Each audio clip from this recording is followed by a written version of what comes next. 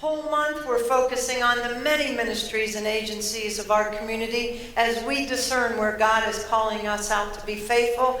And this morning, I am thrilled to introduce to you Nathan Montgomery from Salt and Light.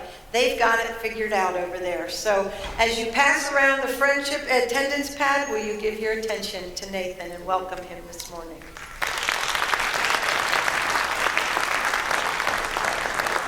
Thank you, Pastor Cheryl. And thank you for having me here this morning. It's a joy to be here and fellowship and worship with you and just share a little bit about what we're doing. I do appreciate the fact that there's a clock back there. I've been known to turn a 3-minute talk into a 3-day revival, so it's good that I'm able to have that and have to keep looking at my watch. Salt and Light, we've been around for, we're in 13 years now, so relatively young organization, comparatively speaking, in our community, and we were founded really initially as your typical food pantry, clothing closet sort of model. And we existed that way for a number of years, and very quickly we grew into the largest emergency food program in Champaign County. And so up until really the end of 2014, we saw really around 375 to 400 families every Wednesday that would come through our pantry for groceries. We'd hand out anywhere from 2,000 to 3,000 articles of clothing every Monday through our clothing closet. And that is something that we got very good at doing, was handing things out efficiently. We were really good at that. And leading up to that, we kind of started down an educational path, and so we put in a computer lab, and we're doing things there. We had started financial education classes, and so we were really moving in that direction, but we're really wrestling with what we saw happening on a weekly basis in our food pantry and our clothing closet. And really what I was wrestling with after about 8 years of doing this was seeing a lot of the same people week after week and month after month and year after year, and really questioning how much help are we providing? Are we really helping to affect lasting change in the lives of those that we come in contact with? And so it was around that time that I was introduced to a couple of different books. Toxic Charity is one, and then When Helping Hurts is the other. And both of these books really kind of have the same basic principle of not doing for someone what they have the capacity to do for themselves. And now When Helping Hurts digs much deeper into kind of the philosophical, theological, foundational principles behind that. But we began wrestling with that as a ministry. You know, what do we think about that? What does that mean for us? How do we practically take what we're learning here and implement that in what we're doing? And really it boiled down to developing systems of reciprocity, ways in which the people we work with can be part of what's going on there, being part of the process. Because unfortunately, what we communicate unconsciously in our one-way giving models is that the recipients have nothing to offer, nothing to contribute to the relationship, to the exchange that's taking place. They have needs and we have things, and so we hand them out, and that's the extent of it. And unfortunately, that's a very disempowering process, and we've seen that play out in the lives of many, many people over generations now. Really, since Lyndon Johnson first declared war on poverty, we've been kind of functioning in this way as a society as a whole, both through our governmental programs and even through our church programs. And so this was something that we spent about 2.5 to 3 years really wrestling with, because this was a pretty drastic shift that we were talking about. And we wanted to make sure that we really thought it through, and that we really heard from those we worked with, and we really planned to make sure that we did things as healthily as we could. And ultimately, what we rested on, what we wanted to accomplish is really reinforcing to every individual that came through our doors that they were someone of value and worth, fearfully and wonderfully made in God's image, and that they had something to offer, something to contribute, not just in their situation, but to the community that they were a part of. And so for us, that meant a huge change in how our food and our clothing handouts in the past now we're going to function.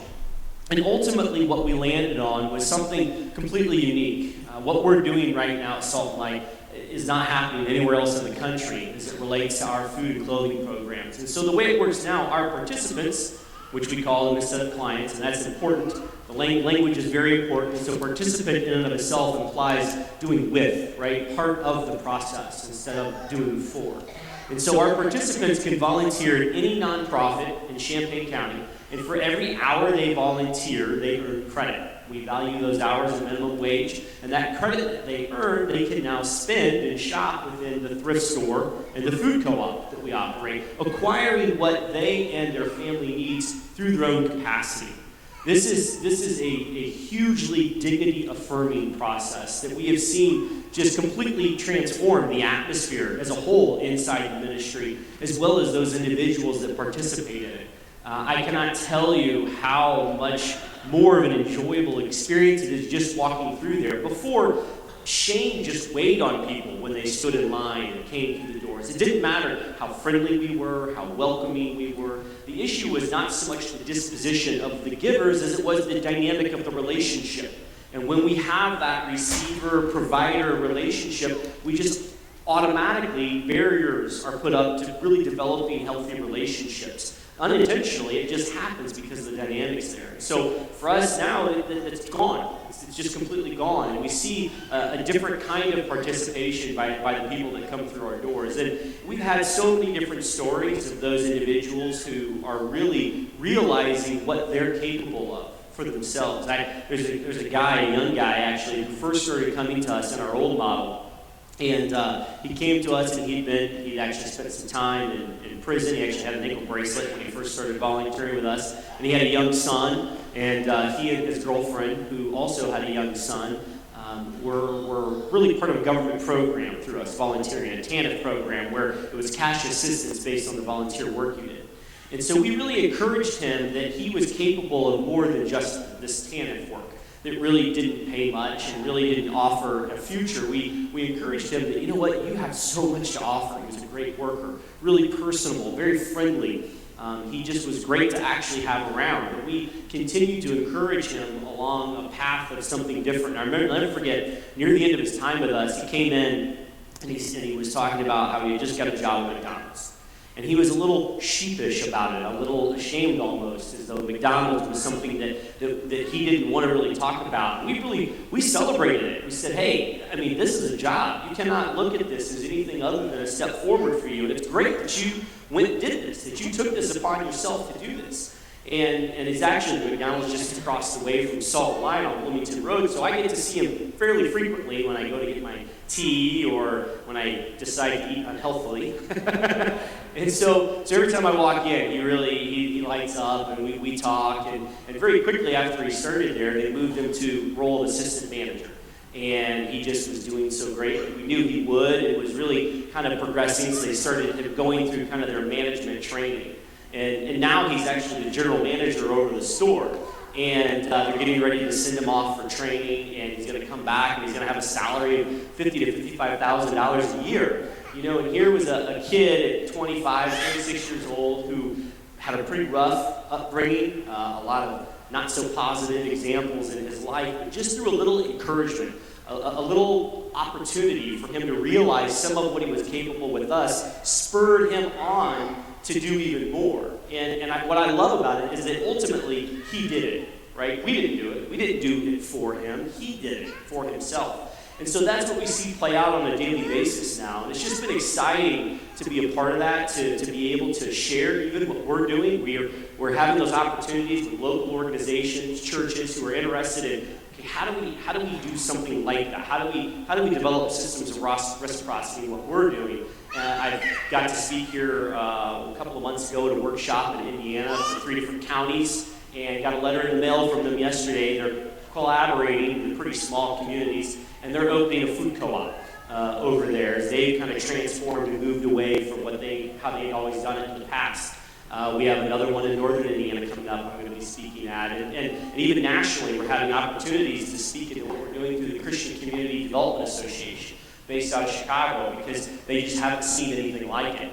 And so, as I saw, you've been going through the study of changing the world, right? And I don't believe that happens by doing things the same way we've always done them. I think that we've had enough time now to prove out that the ways that we've been trying to do things, especially engaging and alleviating poverty, aren't really working. And I think that it's time for us to look at changing that, and really exploring different models and different ways. And that's what's exciting about these books. They don't just tell you how to do it, right? They kind of really give you some of the basic principles. But then you have to figure out how that works for you and what you're doing, both individually as well as corporately. And I think the more different ways we try it, actually the better off we'll be, because then we're really learning from lots of different processes all at once, rather than trying to change one big system to another big system that then we have to wait and see the results from. And so I'm just excited to share that and to be here, and I am excited to just see what you guys are walking through as a church as well. And I think that, for all of us, ultimately we have a lot of the same goals, right? We just have to stop and really assess, which I don't think has happened enough. Are we accomplishing those through the things, the vehicles that we've chosen to use? And if we're honest with ourselves, hopefully then we'll see change, not just within our local organizations, but my hope is ultimately nationally we'll begin to really dissect and look at things a little differently. And so I appreciate it. Welcome you anytime to come out to Salt Light yourself and take a look. We're actually standing on the precipice of another big step for us. Our location right now is fairly small. It's about 9,000 square feet. And the thrift and the food co-op are open to the general public, because by shopping there, the money goes back into the programming that funds the work. And so we have a lot of people that come through there and do that. But we're looking at opening a second location in southeast Savannah that will actually expand our vision. So our food co-op will go from the paltry 750 square feet that it is now to 10 to 15,000 square feet of all these size co-op, along with thrift and classes and computer lab and everything that we're currently doing in Champaign. But to be geographically present for those individuals who it's very difficult for those without transportation to make it and participate in our programming here. And so we're working on that. That's something we're in the process of right now, and I hope, even by this time next year, we're up and running over there. So once again, stop by and visit anytime. Thank you for having me.